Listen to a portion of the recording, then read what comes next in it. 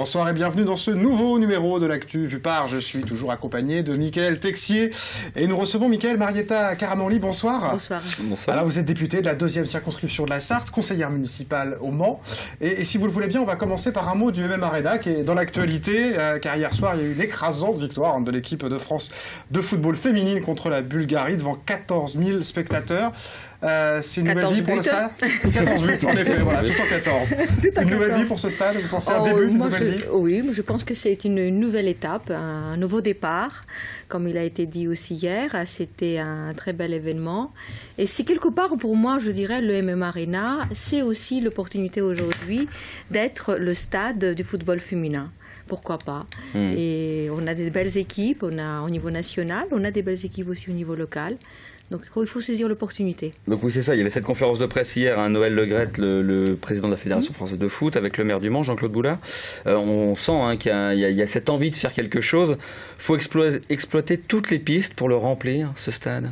Mais écoutez, c'est important. Je crois que pour tous les contribuables, pour une ville, c'est un équipement qui est un très bel équipement, avec des prestations, je dirais, exceptionnelles. Les jeunes, les jeunes footballeuses, hier l'ont dit, ils ont apprécié de jouer sur cette pelouse, d'avoir des équipements et un accueil très très chaleureux de la part de la population.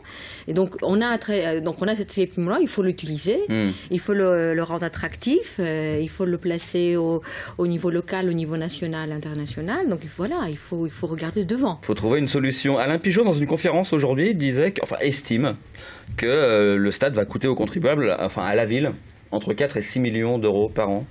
Écoutez, Alain Pigeot, je trouve qu'il fait des conférences toujours à côté du temps. On est en train de construire des choses finalement pour cet équipement, pour cette ville et pour les jeunes, des milliers de jeunes qui sont tous les jours sur les terrains, avec des belles prestations au niveau national et international, et ils ne proposent rien.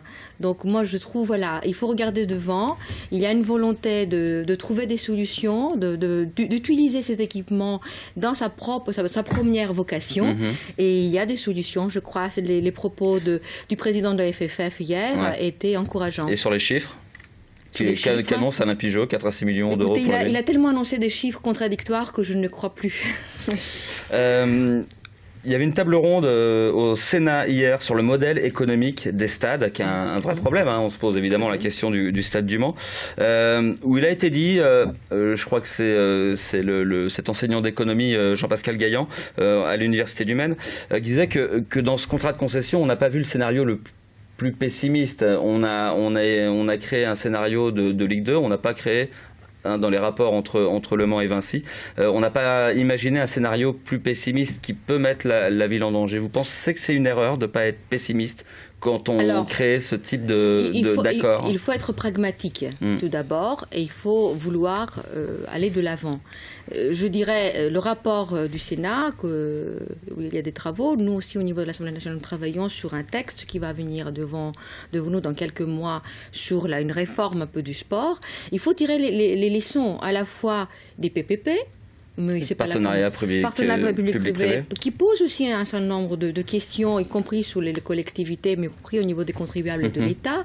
Je sors là à l'instant d'une visite de la prison Les Croisettes, où effectivement, c'est pas un PPP, mais c'est une autre délégation de services, et qui soulève quand même une question, où l'État est locataire, et qui a un loyer qui est assez important. Et donc, il faut tirer les leçons de ces expériences qui ont été prônées beaucoup par l'ancienne équipe au niveau national, qui était l'ancien gouvernement, et donc prendre les bonnes décisions pour l'avenir. Je dirais seulement, il faut aussi dans le fonctionnement et dans les budgets qui sont en montée au niveau sportif, il ne faut pas seulement raisonner toujours en termes de dépenses, il faut aussi raisonner en termes de recettes. Et quelquefois, y compris les décisions qui ont été prises, ont pris plus en valeur les dépenses et pas les recettes, parce qu'elles ne sont pas les mêmes selon les niveaux dans lesquels on joue. Changeons un petit peu de sujet, si vous le voulez bien, un mot du Parti Socialiste qui a placé Christophe Rouillon à une place a priori non éligible pour les européennes sur la liste.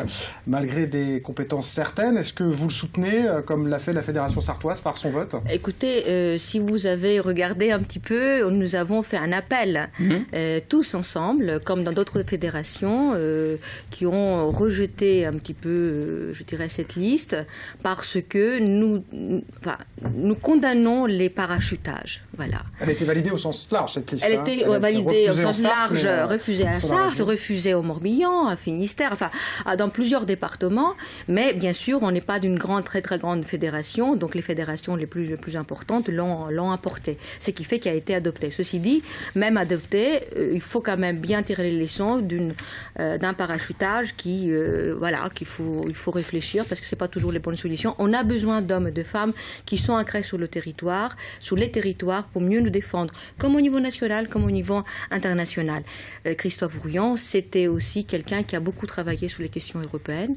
Et c'est dommage, mais en tout cas, je pense peut-être sa position en 4e position fera en sorte qu'il y a un engagement plus large pour qu'il puisse siéger et nous défendre surtout, et la France aussi, au niveau européen. Une dernière question, peut-être un commentaire plutôt, on l'a appris aujourd'hui, des élus du Mans, du parti de gauche, Patrice Perdereau, Chantal Hersemeul, Claude Picot a priori, mais même si c'est pas confirmé, mais surtout Maryse Berger, démissionnent du parti de gauche. Un commentaire, vous attendez qui maintenant ils rejoignent la liste de Jean-Claude Boulard? Écoutez, nous, Jean-Claude Boulard particulièrement, depuis le début, il a cherché à construire une liste de la gauche plurielle. Puisqu'elle était aux affaires, elle a mené tous les engagements pris devant la population jusqu'aux prochains mois qui vont finir le mandat.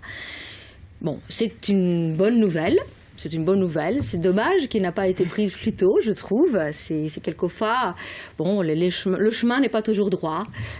Parce qu'à la base, ils partaient sur une liste front de gauche. Là, ils ne disent pas s'ils vont aller sur la liste Jean-Claude Boulard, mais en tout cas, ils partent du front de gauche. Je pense qu'ils ont été aussi blessés de la manière où le front de gauche au niveau national a traité le départ de François Hédon, adjoint au sport, qui a fait un travail important.